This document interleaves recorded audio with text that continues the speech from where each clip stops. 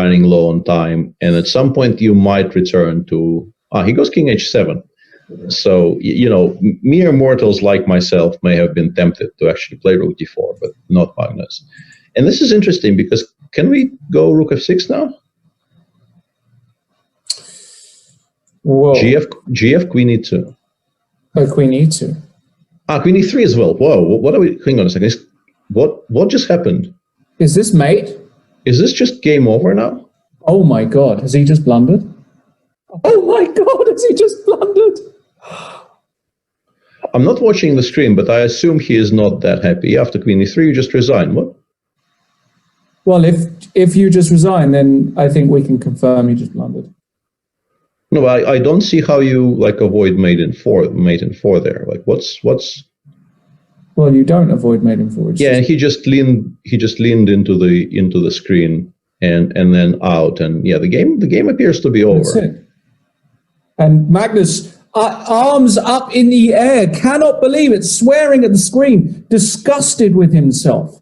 Spent 5 minutes on a move to play a blunder. I'm sorry that, your average club player should see a tactic. Rook takes f6 and queen e3 is not. No, but the thing is, for some reason, I thought, there's no way this loses so easily. So I was trying to play. That's the thing. That doesn't even get him much counterplay. It's just played bishop c3. And notice how all of the pieces are pretty much defended except for that rook on c1. Exactly. And just pushing forward with b6. Getting the other rook behind the pawn. I'm not sure. What just happened? Garry just blundered. Oh, no. Gary played the move b7 and hung his knight. Overconfident. Unbelievable blunder by Kasparov. That side. Well, why not? Oh, he touched the king. Touched the king. He touched the king. He touched the king. He needs to move it even. Oy. Yeah, that is. He said he touched the king. Yeah, he touched the king and he said Duke or something. Yeah, now there is something. Well, that's. Well, he touched the king. He said, all of a sudden, what a chance for Aronjan! Yeah, but it's not a chance; it's winning. It's okay.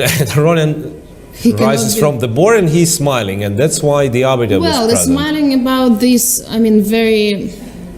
You cannot do like this. I don't know if you cannot. Well, I doubt it. He clearly touched the king. And yes, I just don't know what he was. You cannot say I adjust after you touch the piece, right? So it's a little bit. So king f6. But he got tricky. He played rook f8. It's a tricky move. That is a nice try, but I don't know if that actually, in practical terms, it probably doesn't really help. Yeah, just queen d6, I think, is just winning. Queen d6, rook d3 stops every single check in the game. King g5, g6, h7, but then we're losing the f pawn. This is okay. No, it might be back to being sort of objectively a draw. No, but what is happening here? How do you win? King g6, queen e6. Queen e6. the queen e6. What is? This is ridiculous, and it's a draw. Stop with this. What's come on. What is? Yeah, queen g8 is an immediate draw. Queen f5 is also an immediate draw. So, wow. What? Magnus does not look happy. What? See some cursing there. Yeah. Or I assume it's cursing. Yeah, I think that's a safe bet. Pawn will start to run, so now it gets really sharp. Bishop h5. Bishop h5, what is that? Did Karjakin miss this one? Bishop h1, rook b1, queen b1, third. They're playing on seconds. Now it's changed and it's absolutely winning for Svidler now. And bishop f2 will win in practically immediately. Bishop f2, king f2, queen check to b6. It's an extra exchange for Peter Svidler now. So what a drama! You can't really know. But look, this is dangerous moment because knight gets into play, and we know how tricky these knights can be, particularly in a time trouble. So queen d6. Yeah, I'm not catching up. I guess we don't have to look at the board, but just on the camera view.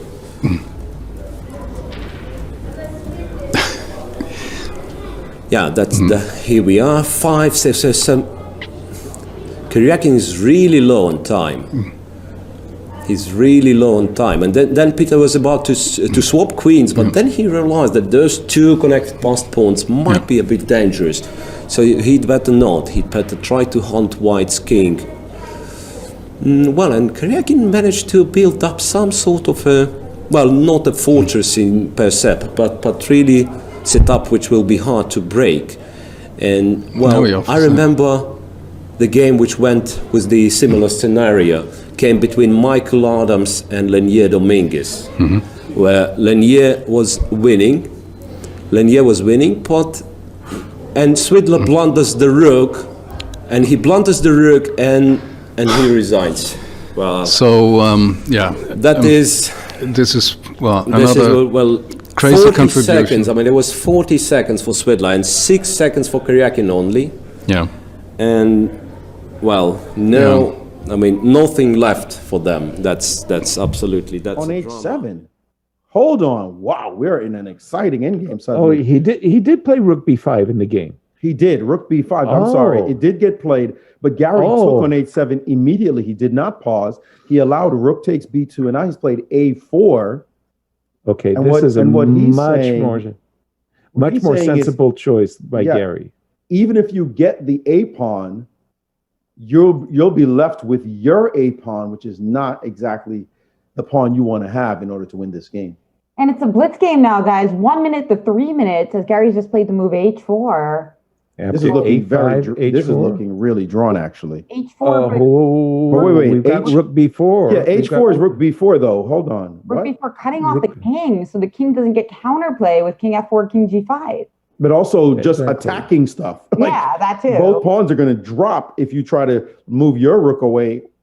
Is H4 a mistake?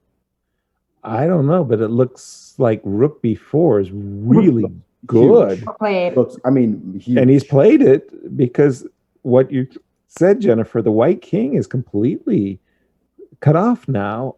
And I'm going to just play B6, King F5, and I'm going to start picking up some weak pawns.